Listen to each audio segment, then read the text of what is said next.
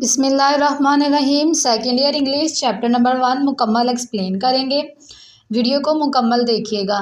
सबसे पहले मज़मून है आपका जिसका नाम है द डाइंग सन, यानी कि मरता हुआ सूरज या फिर टूटता फूटता हुआ सूरज, जिसे सर जेम्स जीन्स ने लिखा है, जो एक मशहूर इंग्लिश राइटर के साथ साथ फिजिशियन और मैथमेटिशियन भी हैं।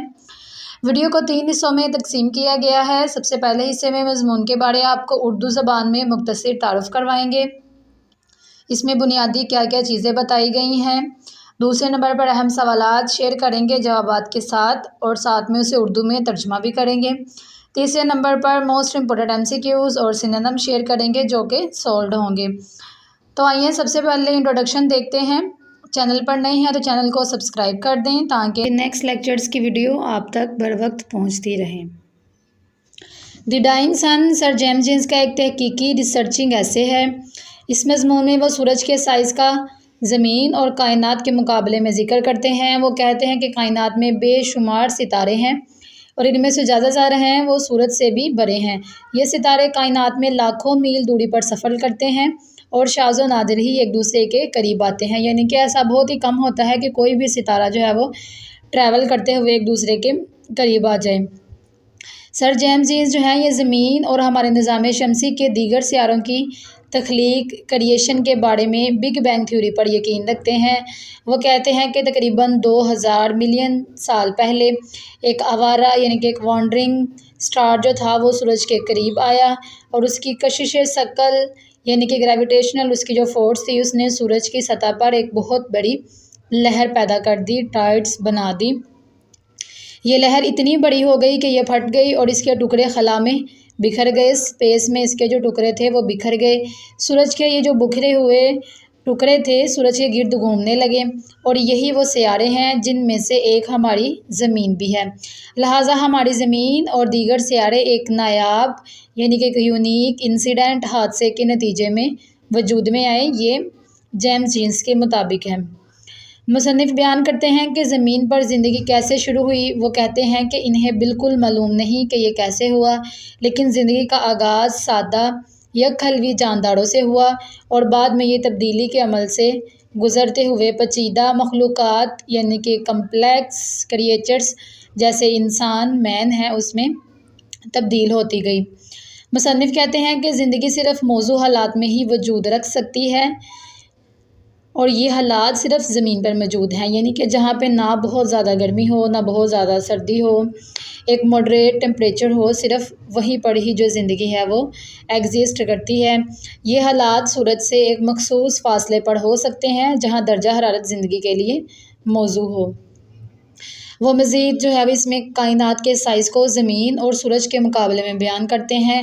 वो कहते हैं कि कायनात खौफ ज़्यादा कर देने वाली है, फ्राइटनिंग जो है ये है। कायनात जो है यूनिवर्स जो है ये एक फ्राइटनिंग है क्योंकि हम फासलों और वक्त की वुसअतों को नाप नहीं सकते। हमें ज़मीन पर तन्हाई महसूस होती है क्योंकि ज़मीन के करीब कोई ज़िंदगी ही नहीं मिलती, यानी कि अर्थ के अलावा कहीं भी जो ज़िंदगी है लाइफ जो है वो एग्जिस्ट नहीं करती। ज़मीन से लाखों मील दूर एक खाली खला मौजूद है, क्योंकि जैसे उसने बताया कि सूरज के इर्द गिर्द जो सारे सियारे हैं वो इतने एक दूसरे से दूर हैं जब वो ट्रैवल करते हैं, और उन सियारों में से ही एक ज़मीन है और सिर्फ ज़मीन जो है सिर्फ इसी पर लाइफ जो है वो एग्जिस्ट करती है। तो ये जो है ज़मीन जो है यहाँ पे तन्हाई महसूस होती है और ये खौफ ज़्यादा कर देने वाली चीज़ है। नेक्स्ट आपके साथ क्वेश्चन आंसर्स शेयर करते हैं। क्वेश्चन नंबर 1 है, how is it that stars seldom finds another star near it. कैसे जो एक जो सितारा है वो बहुत ही कम या शाज़ो नाज़र ही किसी दूसरे सितारे के करीब आता है। तो इसका आपने क्वेश्चन का जवाब देना है, जिसका आंसर है आ स्टार सेल्डम, एक जो सितारा है वो कभी कभार ही फाइंड्स पाया जाता है another star near it, किसी दूसरे सितारे के करीब, बिकॉज क्योंकि there is a distance of millions of mile, क्योंकि इनके दरमियान जो डिस्टेंस है जो फासला है वो लाखों मील्स का है। मिलियन ऑफ माइल्स लाखों मील का है। बिटवीन द टू स्टार, सिर्फ दो सितारों के दरमियान ही इतना जो है वो फासला है। मोर एवर मज़ीद space is immensely vast, immensely कहते हैं ह्यूज या बहुत बड़ा, जो खला है, स्पेस है, वो बहुत ही ज़्यादा वसी है, वेस्ट है, बहुत ज़्यादा बड़ा है। And each star is bound, और हर जो सितारा है, हर जो स्टार है वो बाउंड है, यानी कि पाबंद है to travel in its own orbit, कि वो सिर्फ अपने ही ऑर्बिट में ट्रैवल कर सकता है, सफ़र कर सकता है।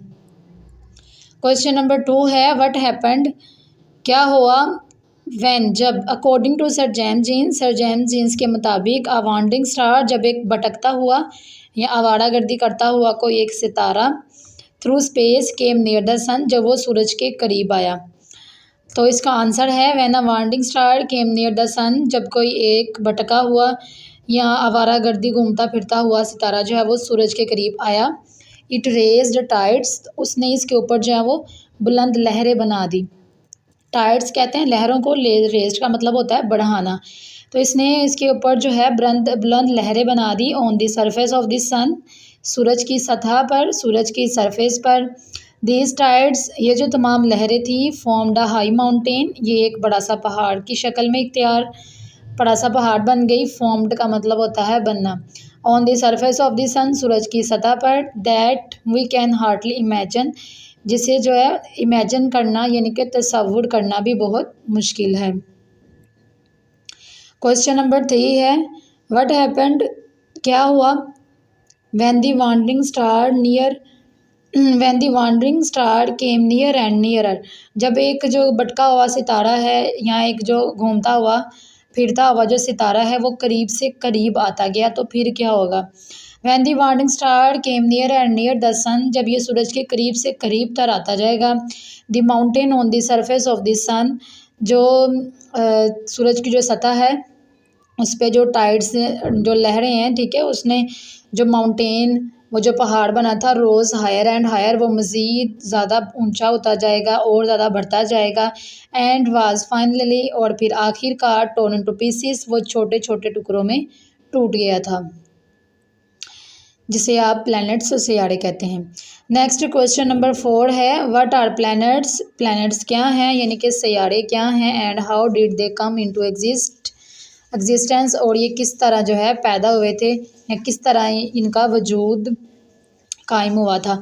तो इसका आंसर है the planets are the broken parts of the sun, जो सियारे हैं, प्लैनेट्स हैं, ये सूरज के ही छोटे छोटे टुकड़े हैं।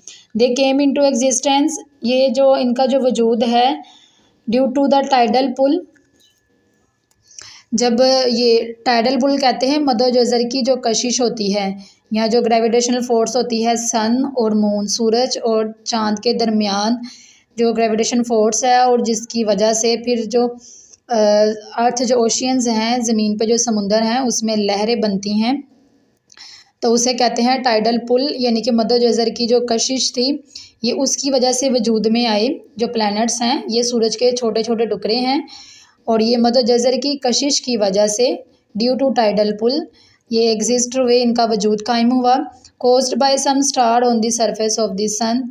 नेक्स्ट क्वेश्चन नंबर 5 है why is there no life on the star, बाकी जो सितारे हैं उनके ऊपर ज़िंदगी क्यों नहीं है। There is no life on the star, ज़िंदगी जो है सितारों पर नहीं है, बिकॉज, क्योंकि the stars are balls of fire, के जो सितारे हैं ये आग के गेंदे हैं या आग के गोल हैं। And they have intense heat, और वहाँ पर शदीद, इंटेंस कहते हैं बहुत ज़्यादा, शदीद हीट है, यानी कि वहाँ पे दर्जा हरारत या गर्मी जो है वो बहुत ज़्यादा है। देयरफॉर, इसलिए the stars are too hot, जो सितारे हैं वो बहुत ज़्यादा गर्म है। फॉर लाइफ, ज़िंदगी के लिए वो बहुत वहाँ पे गर्मी है। टू एग्जिस्ट ऑन देम, के वहाँ पे कोई भी वजूद कायम नहीं रखा जा सकता। नेक्स्ट है question number 6 right a note on the beginning of life on earth, ज़िंदगी की शुरुआत जो है वो ज़मीन पर कैसे हुई ये बताना है। When the earth gradually became cooler and cooler, जब ज़मीन जो है वो आहिस्ता आहिस्ता, ग्रेजुअली का मतलब होता है स्लोली, यानी कि आहिस्ता आहिस्ता जब ये ठंडी से ठंडी होती गई, कूलर होती गई, लाइफ स्टार्टेड, तो ज़िंदगी यहाँ पे शुरू होती गई। इन वेरी सिंपल, बहुत सादा ऑर्गेनिज्म जो थे जो है उनसे ज़िंदगी शुरू हुई। Which had the ability to reproduce, जिनके पास इतनी एबिलिटी थी, काबिलियत थी कि वो जो है रिप्रोड्यूस कर सकें, यानी कि आगे भी नस्ल को बढ़ा सकें या नई दोबारा जो है वो वैसे ही ऑर्गेनिज्म को पैदा कर सकें, themselves बिफोर डाइंग, मरने से पहले। इन दी एंड, आखिर में, it produces the most complicated organism, आखिरकार ऐसे पेचीदा किस्म के कम्प्लिकेटेड किस्म के जो ऑर्गेनिजम्स हैं वो पैदा हुए, प्रोड्यूस हुए, लाइक द मैन, जैसे कि इंसान है, who has feeling and ambitions, जिसके पास एहसासात हैं और एम्बिशंस हैं, यानी कि ज़िंदगी गुजारने के मकासद हैं। नेक्स्ट है question number 7, why is the universe of frightening, कायनात जो है ये इतनी खौफज़दा, ये इतनी फ्राइटनिंग क्यों है। The universe is so frightening because of immense stretches of time, क्योंकि इसमें जो है इमेंस यानी कि बहुत ज़्यादा, स्ट्रेचेस ऑफ टाइम यानी कि वक्त की वुसअत या वक्त का खिंचाव है, एक्सट्रीम लोनलीनेस, बहुत ज़्यादा तन्हाई है, and the absence of life on the other planets, और दूसरे जो सियारे हैं वहाँ पे ज़िंदगी भी नहीं है। इस वजह से जो हमें यूनिवर्स है वो बहुत ही खौफज़दा लगती है। क्वेश्चन नंबर 8 है, what should be the condition necessary, कौन से हालात जो हैं, कैसी कंडीशंस जो हैं जो ज़रूरी हैं या होनी चाहिए for the kind of life, ज़िंदगी जो है वो गुजारने के लिए, we know to exist on other heavenly bodies, कि हम जो है जानते हैं जो दूसरी हेवनली बॉडीज़ हैं, यानी कि जो दूसरे खलाई जिसाम या आसमानी जिसाम है वहाँ पर, do such condition generally exist, क्या इस तरह की जिस तरह ज़मीन पे कंडीशन है ऐसी कहीं और भी पाई जाती है। तो इसका आंसर है life can exist only in some suitable, ज़िंदगी जो है इसका वजूद है only in some suitable physical condition, सिर्फ कुछ ऐसी तबई हालात हैं सूटेबल, लाइक मॉडरेट टेम्परेचर, जिसमें मुनासिब दर्जा हरारत है, एयर हवा है, एंड वाटर और पानी है, यानी कि मुनासिब दर्जा हरारत, हवा और पानी, ये जो है ज़िंदगी का वजूद कायम रखने के लिए जो है सूटेबल कंडीशंस हैं। सच conditions do not exist on other heavenly bodies, ये जो कंडीशंस हैं, ये जो शराइत हैं, ये कहीं किसी और आसमानी या खलाई जिसाम हेवनली बॉडीज़ पर जो हैं ये नहीं पाई जाती हैं, एक्सेप्ट द अर्थ, सवाए ज़मीन के, देयरफॉर, इसलिए, there is no life on other heavenly bodies, इसलिए जो दूसरे जो हेवनली बॉडीज़ हैं वहाँ पर ज़िंदगी नहीं है। क्वेश्चन नंबर 9 है, how do the stars travel in the universe, सितारे जो हैं वो यूनिवर्स कायनात में किस तरह सफ़र करते हैं, कैसे ट्रैवल करते हैं। इसका आंसर है the stars travel in the universe either in groups और मोस्टली, कुछ जो सितारे हैं कायनात में वो ग्रुप्स यानी कि जुड़मट की सूरत में सफ़र करते हैं, और मोस्टली दे ट्रैवल अलोन, और जो ज़्यादातर हैं वो अकेले ही सफ़र करते हैं। They travel at a vast distance, ये बहुत ज़्यादा फासले के दरमियान जो है सफ़र करते हैं, फ्रॉम वन अनदर, यानी कि ये एक दूसरे से बहुत ज़्यादा जो है बहुत वसी फासले पर, वसी डिस्टेंस पे जो है ये ट्रैवल करते हैं। क्वेश्चन नंबर 10 है, what are the temperature belts, temperature belt क्या है, यानी कि जो दर्जा हरारत की पट्टी है या फिर हरारत की पट्टी है वो क्या है। दी टेम्परेचर बेल्ट, दर्जा हरारत की पट्टी है जोन्स, यानी कि ऐसे जोन्स या ऐसे इलाके, दैट सराउंड, जिनके इर्द गिर्द each hot star at a certain distance, जिसके इर्द गिर्द जो है हॉट स्टार हों, गर्म सियारे हों, एक मखसूस फासले पर, यानी कि जितना फासला जो है वो होना चाहिए, ज़रूरी है उतने फासले पर हों, एक सर्टेन डिस्टेंस पे जो है सियारे हों। The temperature there is neither too hot nor too cold, जो है यानी कि जो दर्जा हरारत है ना ही वो बहुत ज़्यादा गर्म हो और ना ही वो बहुत ज़्यादा ठंडा हो। Life can exist on such temperature belt, तो लाइफ जो है ज़िंदगी जो है वो सिर्फ ऐसे ही टेम्परेचर बेल्ट यानी कि ऐसे ही सिर्फ दर्जा हरारत की पट्टी पर एग्जिस्ट करती है, वजूद रखती है। नेक्स्ट आपके साथ शेयर करते हैं मोस्ट इम्पोर्टेंट MCQs और सिनोनिम्स जो कि सोल्ड हैं। आप चाहें तो इनके स्क्रीनशॉट भी ले सकते हैं, और चाहें तो आप इसको यहीं पे भी साथ पढ़ सकते हैं। इन तमाम नोट्स को PDF में हासिल करने के लिए आप हमसे WhatsApp पर भी रब्ता कर सकते हैं। डिस्क्रिप्शन में लिंक मौजूद है, हमारे WhatsApp चैनल को फॉलो करें ताकि आपको तमाम एजुकेशनल अपडेट्स मिलती रहें। आपको ये वीडियो कैसी लगी कमेंट में ज़रूर बताइएगा। मिलते हैं नेक्स्ट वीडियो में, तब तक के लिए अल्लाह हाफिज़।